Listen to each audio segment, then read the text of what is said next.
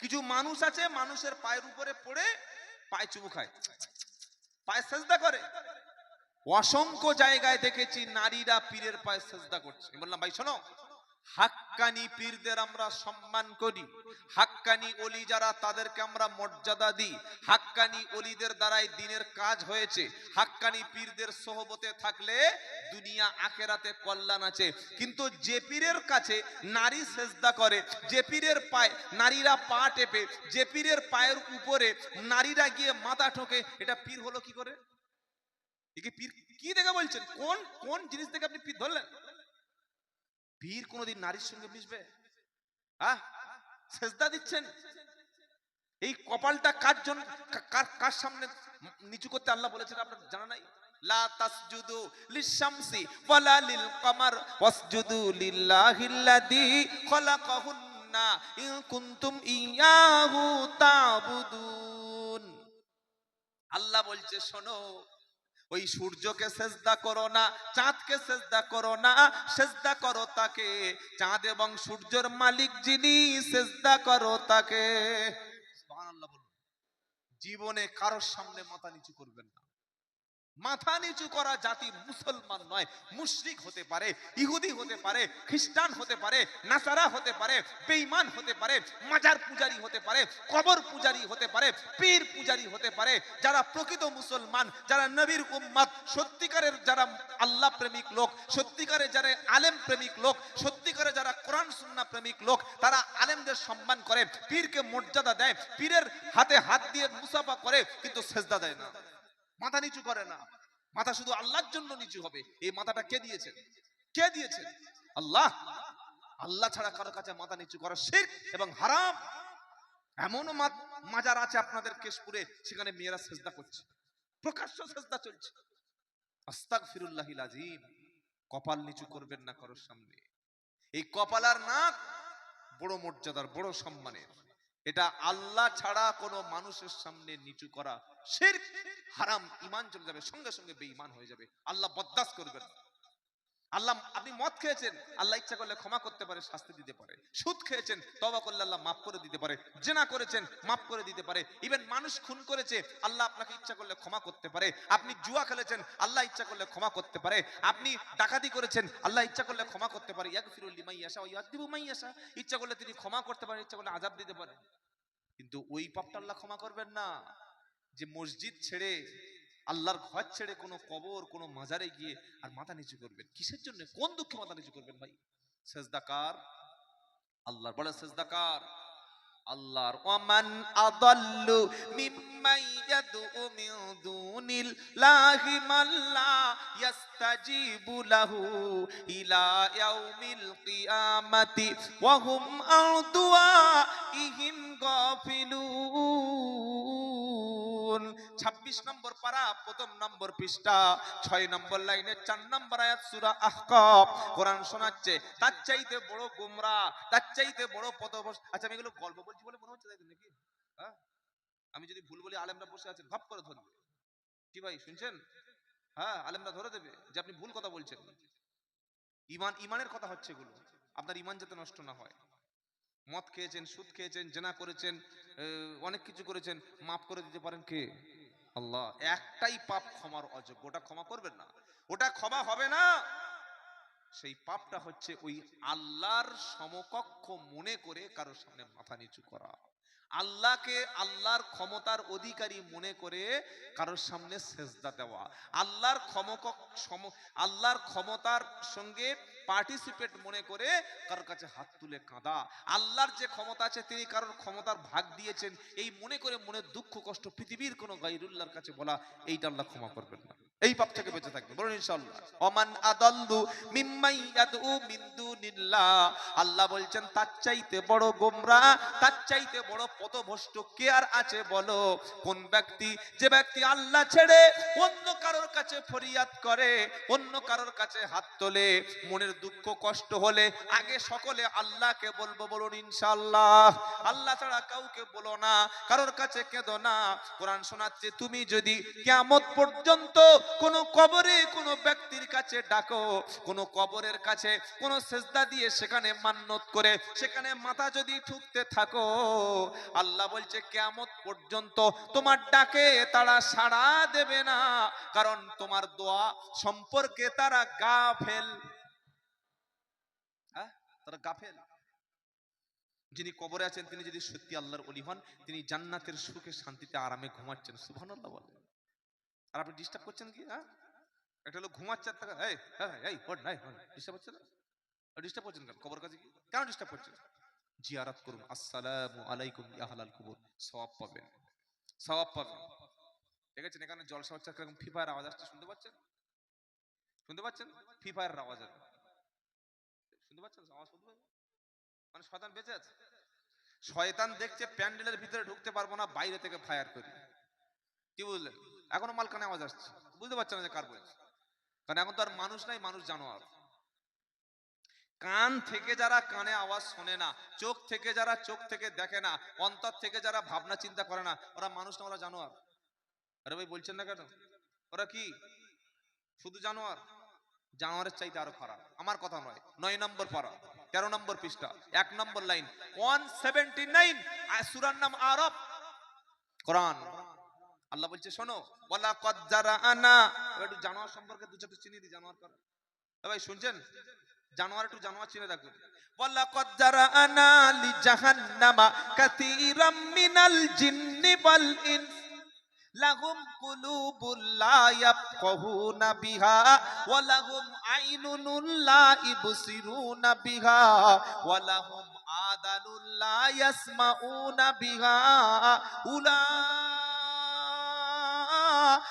কাল আনআম বাল হুম আযাল উলাইকা হুমুল গাফিলুন।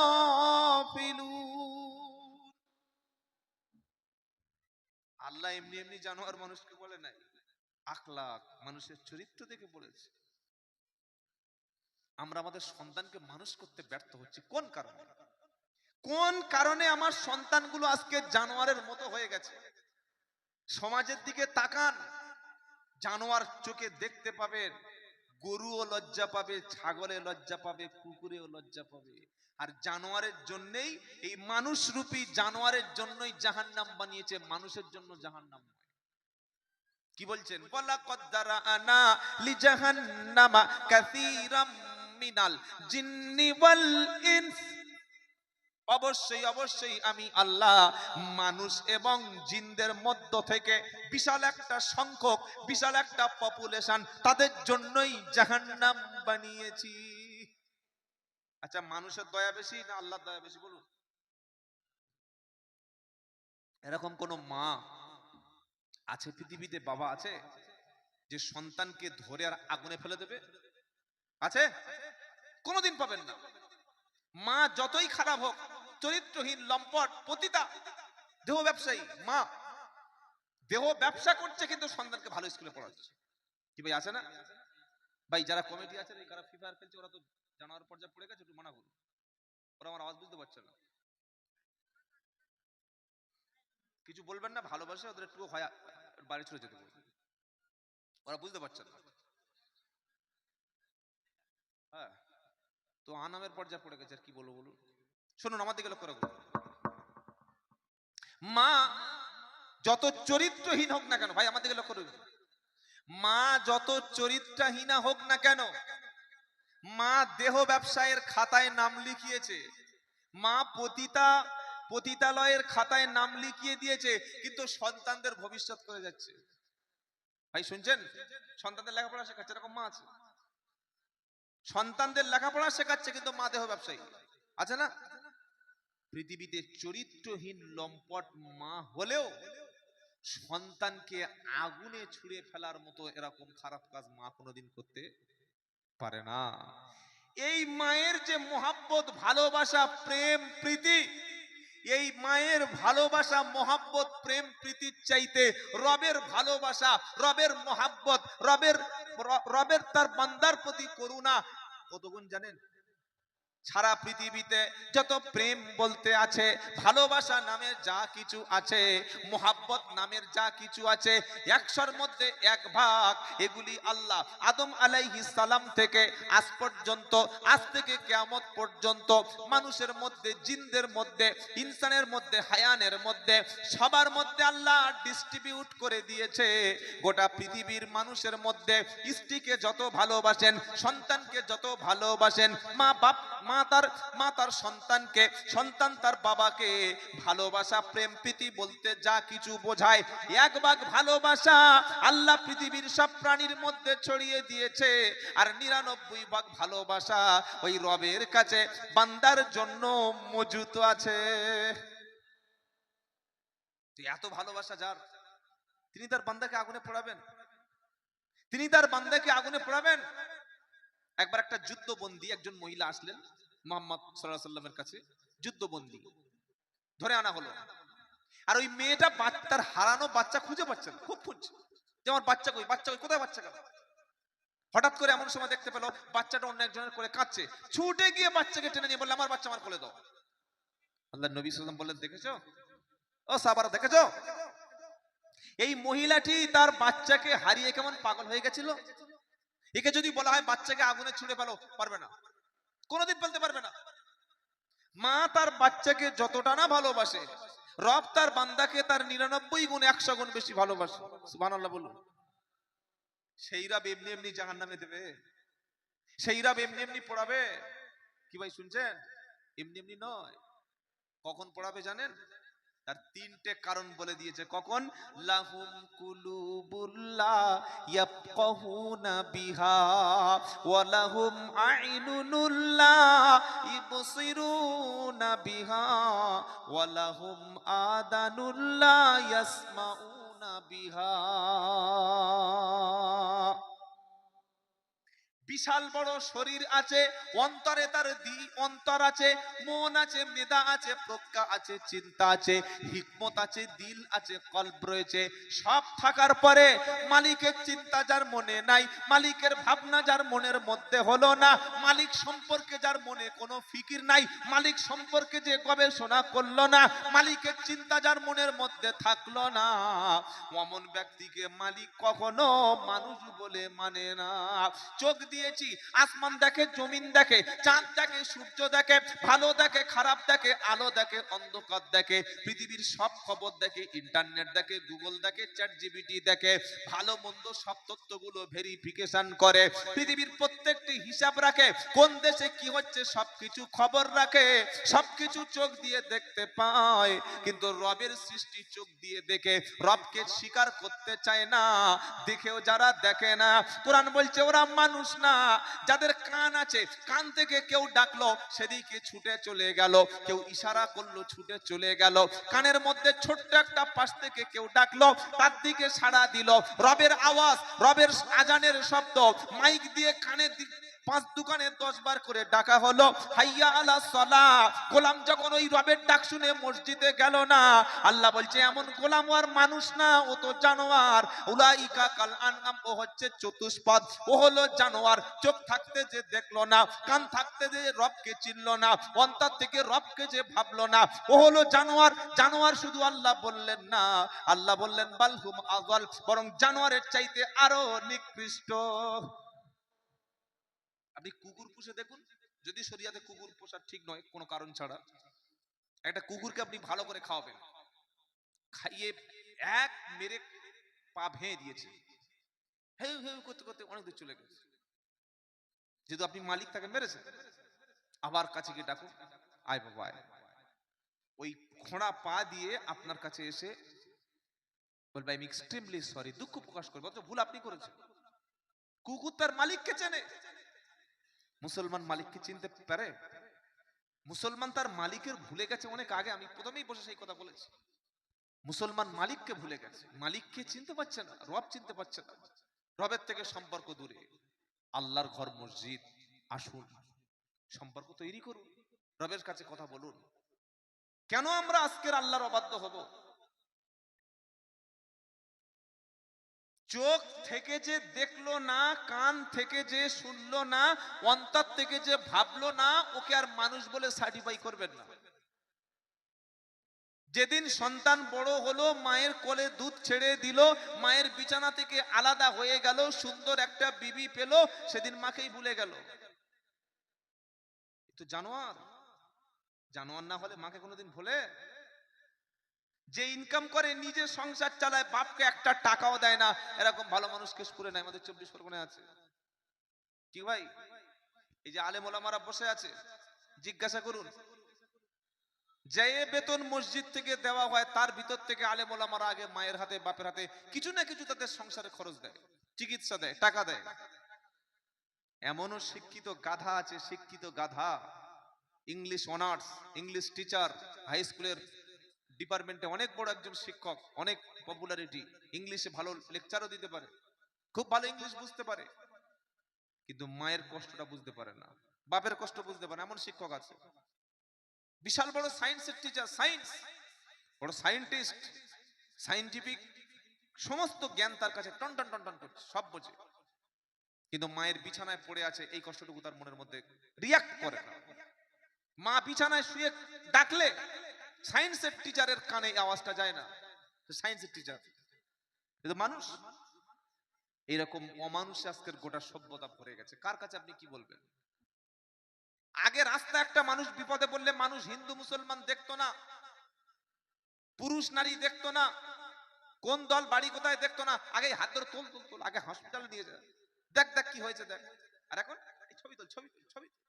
মানুষ, এ মানুষ বিপদে বললে মানুষের ছবি তুলছে।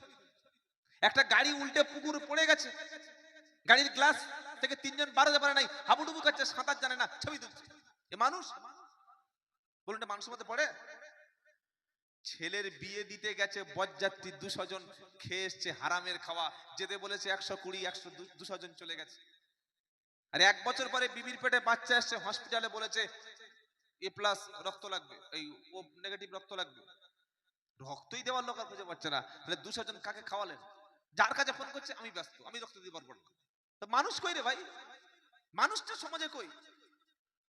মানুষ হওয়ার জন্যে আপনাকে মনুষ্যত্ব লাগে। সমাজে শিক্ষিত আছে কিন্তু মানুষের সংখ্যা আজকের কম। কোথায় পাবেন মানুষ? মানুষ তৈরির কারিগর ছিলেন মুহাম্মদ মুস্তাফা সাল্লাল্লাহু আলাইহি সাল্লাম। কোরআন এসে জন্তুগুলিকে মানুষ বানিয়েছে। আরবের জন্তুগুলি যারা চতুষ্পদের চাইতে আরো বেশি ছিল, তাদের মানুষ বানিয়েছে কোরআন এসে। কোরআন না আসলে সভ্যতা কোনোদিন বিকাশ হতো না। বলে মুসলমানরা খালি খায় দায় আর বিবিতে বাচ্চা তৈরি করে, মানুষ পোশাকই পরতে পারতো না। এই যে ড্রেস কে শিখিয়েছে বলেন? আরবের জমিনে জাহেলিয়াতের যুগে মানুষ যখন হজ করতে যেত, সিরিয়া থেকে আসতো, মিশর থেকে আসতো, ইরাক থেকে আসতো, কুয়েত কাতার আরব থেকে বাইরে থেকে আসতো, এসে তারা কাবা শরীফের সামনে ল্যাংটা হয়ে যেত, কাপড়টা খুলে ফেলে দিত, কেউ তারা পোশাক পরতো না। আরে কিরে পোশাক খুলে ফেলে দিলি, পোশাক খুলে ফেলে দিলি?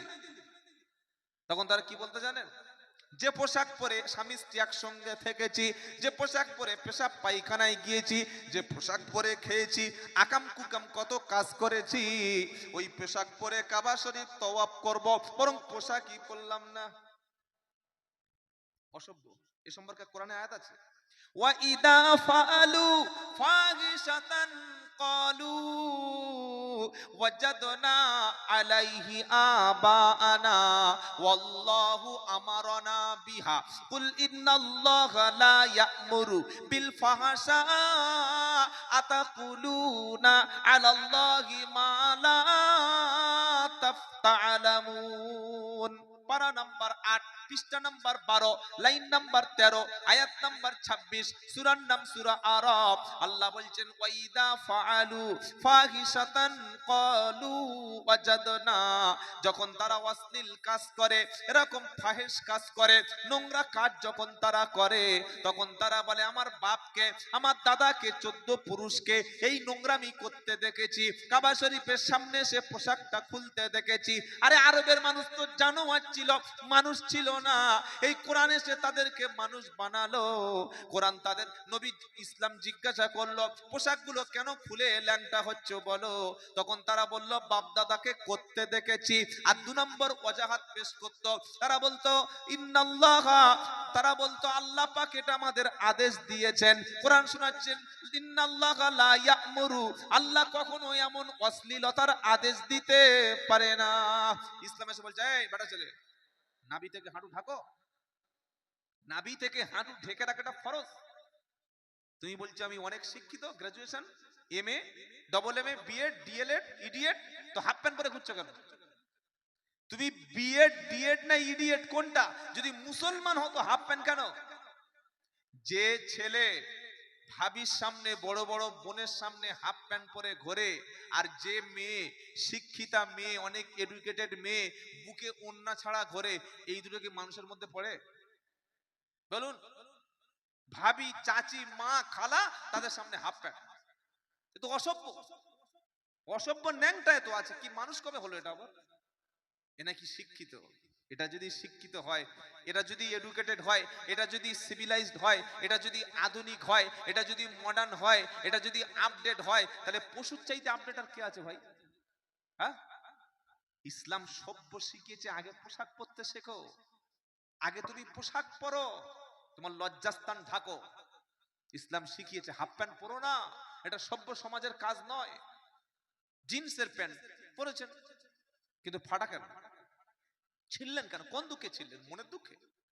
কষ্টে? কিসের কষ্ট? হাওয়া খাচ্ছে ভিতরে? ছি ছি ছি, অসভ্য জাতি। এই এই অসভ্যতা ইহুদি খ্রিস্টান পাগলাদের কাছ থেকে মুসলমান ধার করে নেয়। মুসলমানদের নিজেদের কৃষ্টি কালচার বাদ দিয়ে খ্রিস্টানদের ধার করা আজকের পোশাক পরছে মুসলমান।